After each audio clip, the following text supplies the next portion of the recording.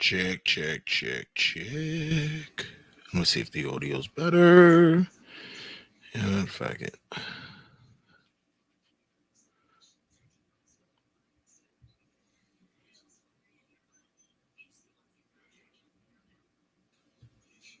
Check, check, check.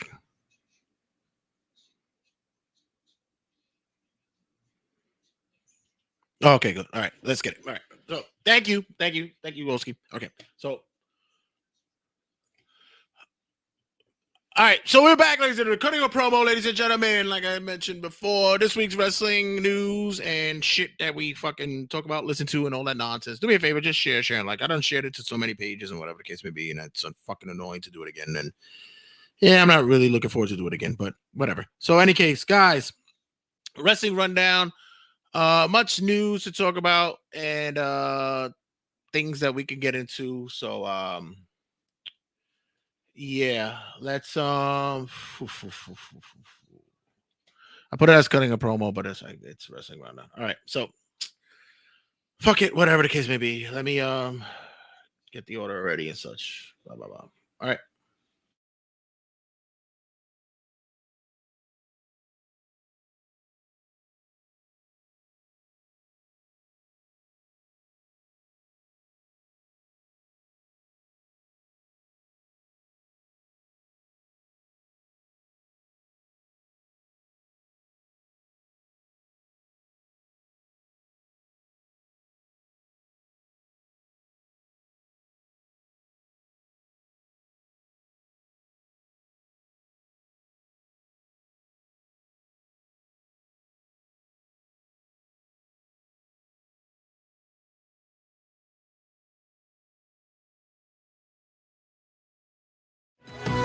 It's Wrestling Rundown with Jay Santy.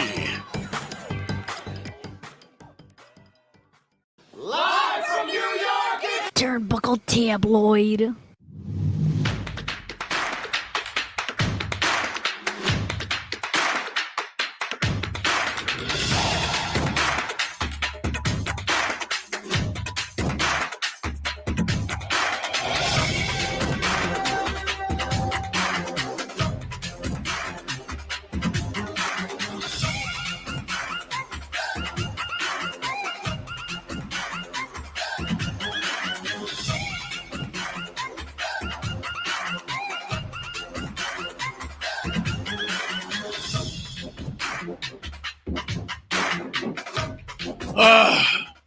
Jesus effing Christ is not a day for me. Especially when it comes to this newfangled shit that we do. New camera. I don't know if you guys can even tell. I have a new camera. It highlights all my beauty. But yeah. It's been one of those days. So as I mentioned before you guys can hear it, I want to give a big shout out to my boy Slow, aka Smack. It's a young man, not as young as he used to be. He used to be very, very much a man, a ladies' man, as I can say, but still a ladies' man. Could be out there if he wants to, but no, he's a good man. But caught up with my boy today. We had a couple of beers at the local pub, and it's always beautiful to catch up with him because, like I said, in life, it's not many individuals that you have and you hold near and dear to your heart, especially when you grow older. You get, you know, get responsibilities. You're not able to hold near and dear friendships that you had from years past, and you go your separate ways. But it's always good that you could find your way back. And yeah, man, it's a beautiful thing that you could still have friendships that we have. And I have to say that he's one individual that although he's younger than me, that I've looked up to him because of the way he's held himself together for so many years, and been a responsible man, and even a great father, uh, even from our humble beginnings. So big shout out to my boy Slow, aka Smrack. Love you, my guy. It's my brother for life, man. And I hope you guys are able to appreciate that as well. That you guys are able to hold near and dear your friendships that you can. So, guys, as always, I am the Norm McDonald of this segment, and this is your wrestling rundown. And as always, here's your news. So this past week, we have learned that Matt Cardona is in the world of fucking indie bullshit. Looks like our guy, formerly known as Zack Ryder, is also an individual who likes to do indie bullshit and have wrestling spots with kids. Yep. This past week at an indie promotion, Matt Cardona took a hurricanrana from a 12-year-old girl. Yeah. Why? Why are we doing this? What's the point? Why are we taking the hurricanranas from children? You know, and I always, like I said, I don't always 100% agree with Cornette. Especially when it comes to the modern stuff, because I said, you know what, sometimes you got to give a little pass because wrestling has evolved or devolved, but it's at the end of the day, you got to give the fans what they want. Not all the time, but sometimes. And in this instance, you're basically just saying that anybody could be a wrestler. I'm a fan of stand-up comedy, and not everybody can get in front of a fucking audience and get on that mic and tell jokes. I'm sorry to tell you guys. It's not that easy. And the same should be held accountable for wrestling. Not everybody should be doing should do wrestling. Especially someone's fucking kid. Apparently this was the promoter's kid, and they they just said, fuck it, let's have this spot going on. Why? Good Lord, 91. That's awesome. Also on this week's news, we have Becky Lynch discusses her thoughts on AEW's women division. And apparently during a conversation with a local, with a website, she discusses what her thoughts about it. And I got to give it to her and Seth. They hold strong with their belief in showing their loyalty to the company. And basically it's either you could take it as a work or you can take it as a shoot. You can take it whatever you want. But at the end of the day, she says, I'm not a fan of how they book them. And I believe that WWE has the strongest women's division. And that's what they're supposed to do. Listen, if you played for the fucking Giants, you're not gonna sit there and say that, wow, I would love to play for the Cowboys. When you're on free agency, then you could say that, but you're not a free agent. She also mentioned about how they're booking them over there, and they're not basically taking any acknowledgement and any monetization of how they are being used. I agree with that. Does AEW have a stock full of talent?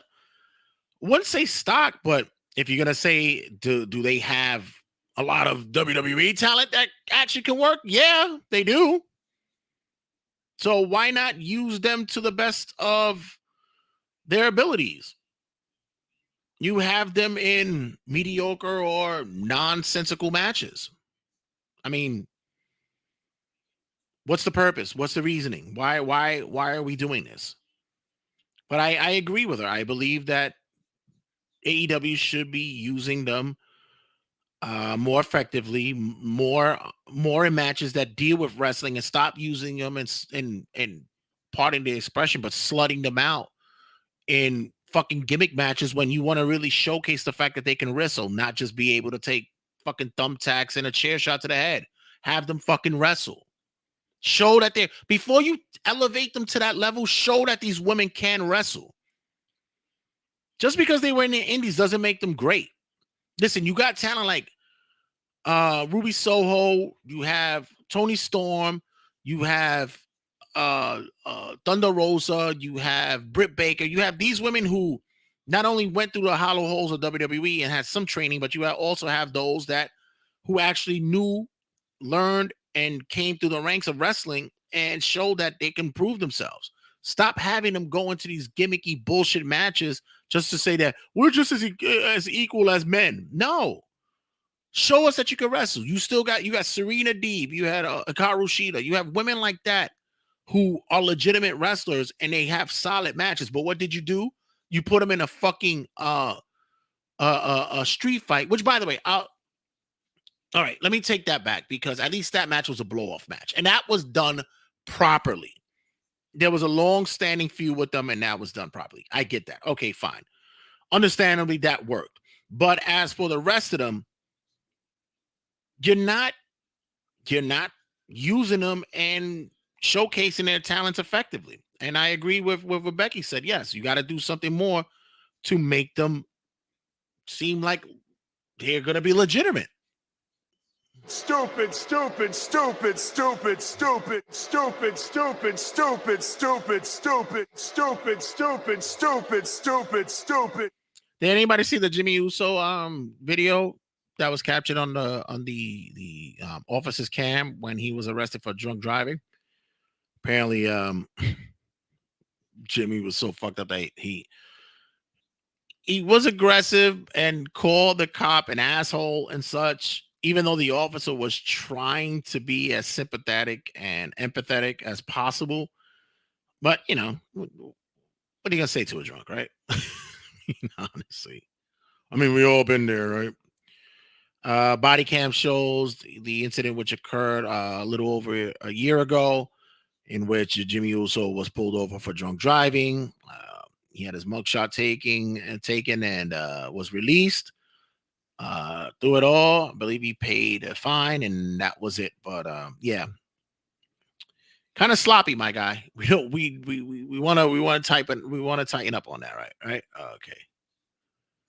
All right. So, oh, Jimmy, you're a real idiot. You know that. Chelsea Green was banned on Twitter for a sexy bathing suit pic. Don't worry, guys. You'll be okay.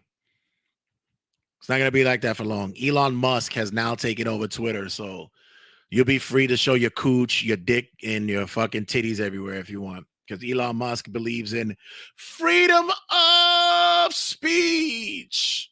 Freedom of showing your fucking cock whenever the fuck you want.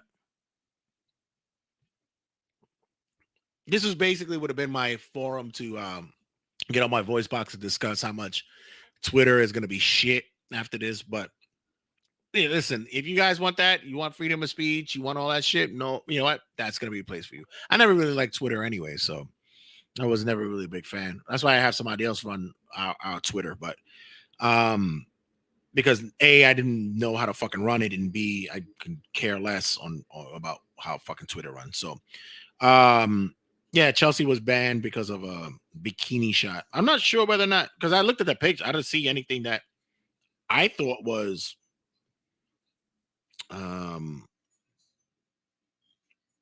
negative. I thought I didn't think anything was explicit. I thought it was fine. But you know, to each his own, I guess. You know, welcome to the world of Twitter, mates. It's good. It's good. It's good to be the champion.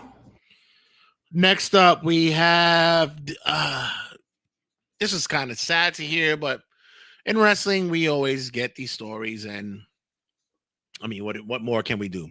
The Inspiration has announced their retirement indefinitely for now from wrestling.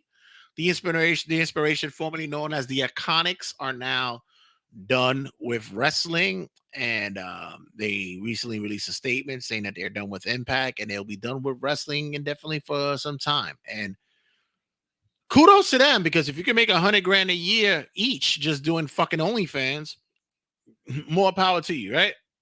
Right. Hey, Ray, what's up, my guy? Ray Raimundo. What's up, Papa? Yeah. Why fucking beat up your body when you could go on fucking OnlyFans and show titties? I wish I could. I ain't mad at them. Fuck it. Do what you got to, right? 18,000 people calling you an asshole. Congratulations to Bray Wyatt and JoJo. They have recently announced their engagement. I thought they were already fucking married, but yeah, whatever. Oh, a little bit of the bubbly. There was a rope break that recently occurred at a WWE UK event in which Bobby Lashley could have really gotten fucked up.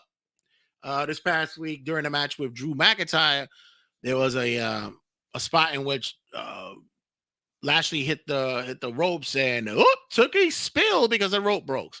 Luckily for him, he didn't fall too badly onto the floor and was able to continue the match, in which Drew won for the hometown crowd of the UK. Thank you. Thank you guys for loving the fact that Drew won and that fucking Bobby didn't kill himself. It was like he took a spill for you guys. So congratulations to everyone and good looking forever. And Bobby, nice job. You know what? You just made the list.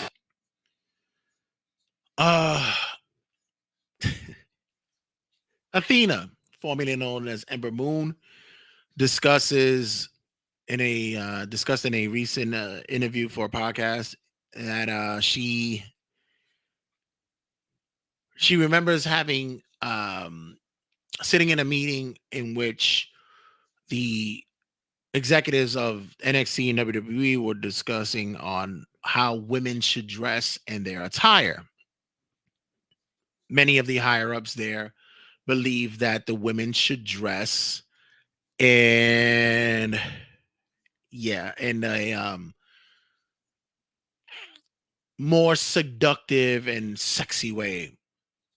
Angel, yeah, they should change it to that, but Vince is such an old school guy, he won't change to the cables. He'll keep the ropes because yeah, that's how he believes WWE should run. He likes the look. Any case, Athena said that she was wholeheartedly against it. Where she mentioned, she was like, "Why would I dress that way? Where I am a wrestler who caters to kids. I shouldn't dress that way." This only happens when John Laurinaitis is in charge. I'm telling you, this only happens when he's in charge. He's like the quintessential perv. He is the Vince Russo of the era.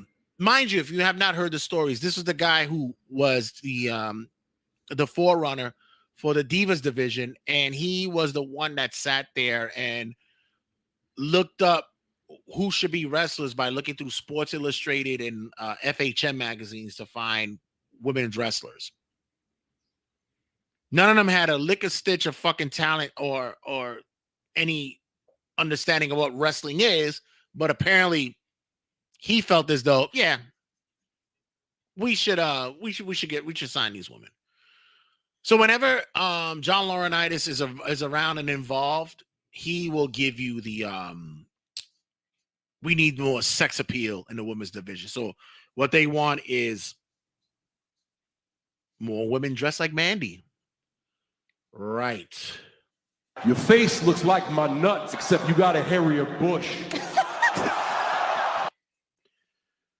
This is a hard one to discuss because I actually met the man and I've spoken to him numerous times, and kind of sucks that this is happening. But Chris Dickerson, indie wrestler, also associated with ROH and many other indie promotions such as Game Changer Wrestling, apparently has been outed on social media as a man who is an abuser.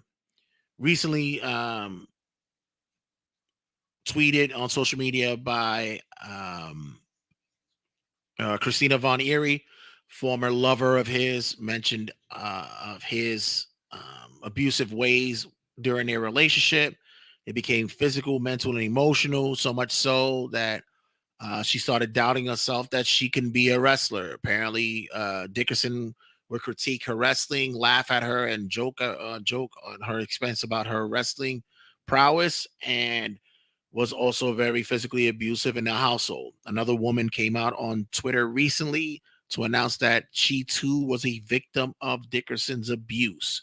So yeah, this doesn't look good for the man. Like I said, don't know him. Don't. I mean, I know him. I've met him. I've spoken to him. You know, we had a good conversation or something, but don't know him personally. Like, we had beers and hung out. Like, he came to my house, shit. But it kind of sucks to hear this kind of shit because this is a guy who has, for years, had potential to possibly be something, and you only hope that this isn't true. But yeah, when you start to hear a lot of these stories about these motherfuckers in wrestling and how they treat their women, and a lot of these stories are getting confirmed true, this cancel culture shit, it's could be warranted, man. In some of the cases, it's warranted. The only thing that troubled me about this story was the fact that she was upset and it was emotional damage that he critiqued her wrestling. And I'm like, everybody gets critiqued, everybody gets criticized, and who better than people who love you or closest to you to tell you whether or not you suck or not. But other than that, if the physical and the emotional, mental abuse was there, then outside of the ring, that's very problematic, and that's bullshit. But we'll see how this goes. We'll keep an eye on that later on down the line. You ain't even half a dog. You just a little piece of shih tzu.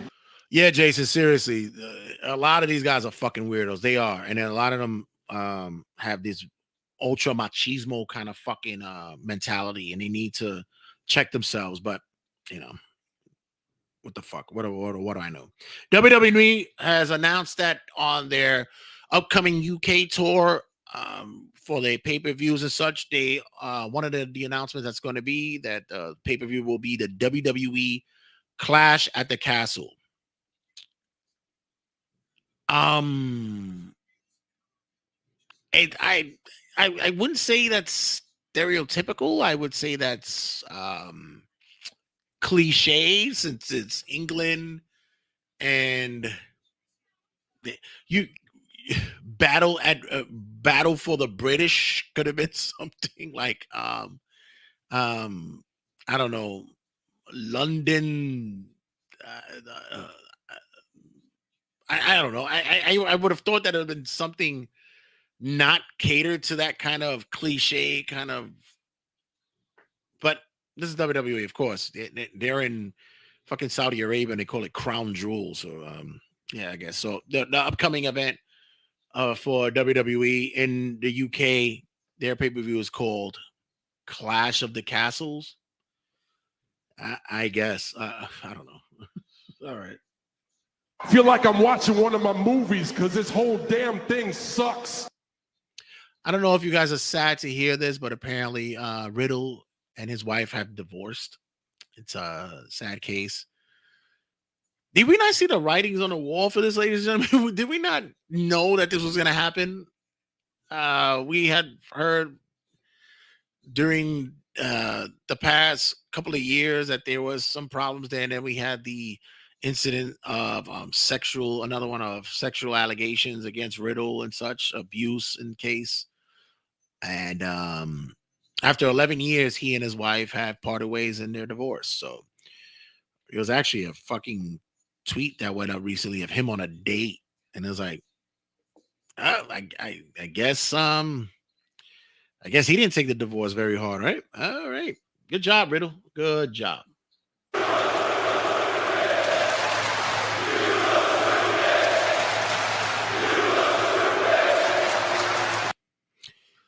Um, Speaking of relationships, apparently what was released this past week was that Rhea Ripley and Buddy Matthews are dating. Jesus Christ, those are two individuals that should not have children. My God, can you imagine how great looking they'll be? Fuck.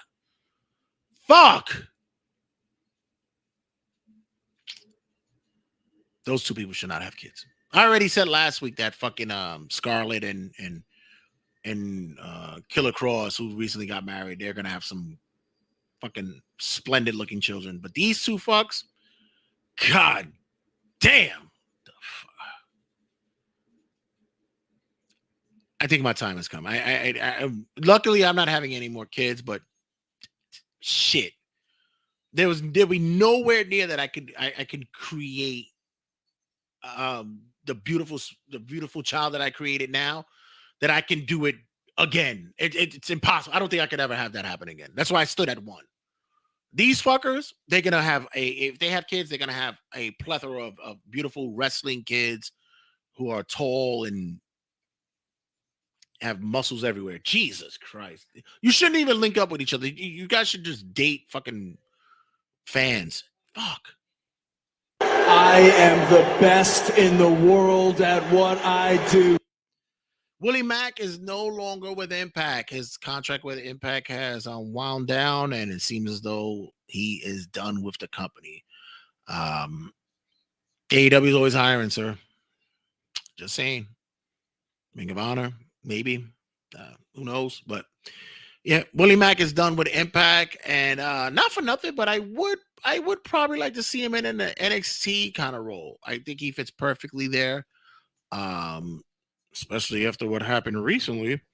But other than that, I don't think he'll be short for any jobs. I think he'll be able to find work elsewhere, and good luck to him, and I hope everything works well.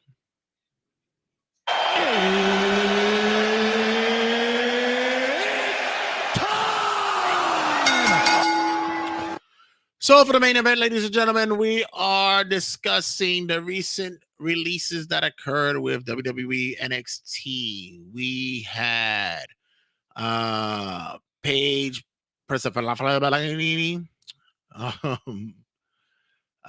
had Serrana George, Raylan Divine, Mila Milani.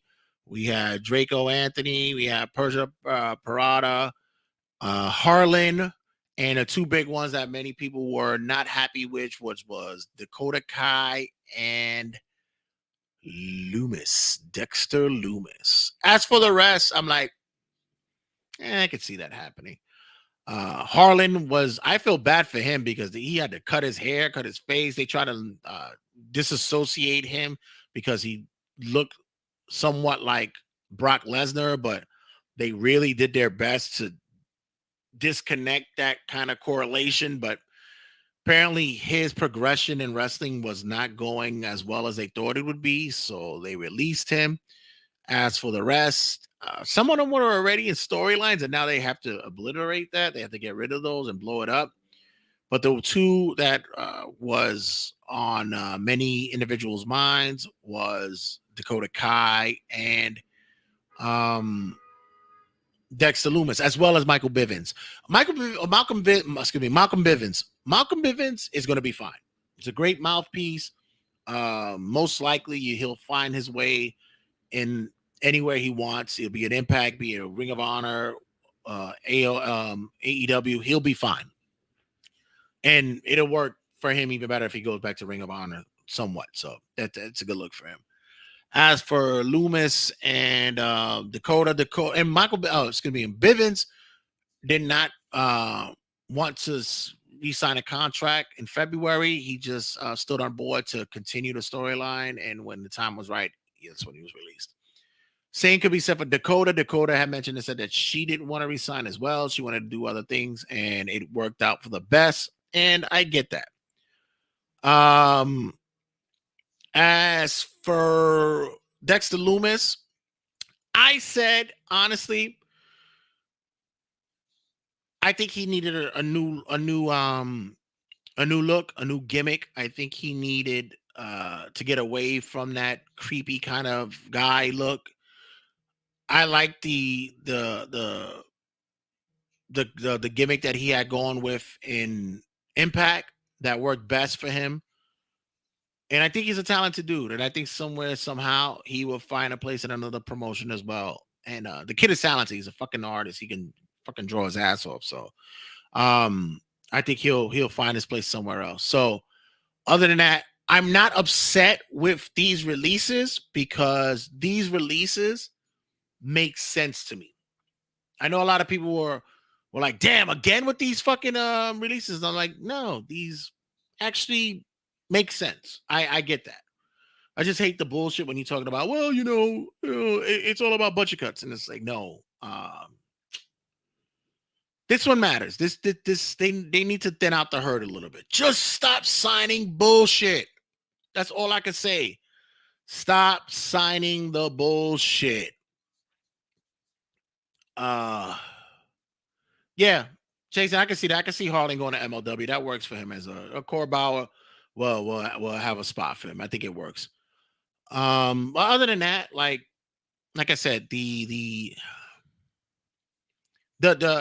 cuts this time around, I don't object to it. I think it makes sense, and I believe that maybe along down the line, especially with a guy like Loomis and maybe Dakota, they'll find a way back one way or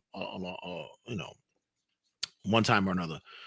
It was said that Vince was not keen on bringing Dakota up to the main roster because he didn't believe that she was ready, but Vince could be 50-50 with his fucking judgment, right? So all right, guys, when we come back, we're going to have Around the Square Circle for you guys who've been following on the Facebooks and on the Twitters and the YouTube. Thank you for partaking and be a part of it.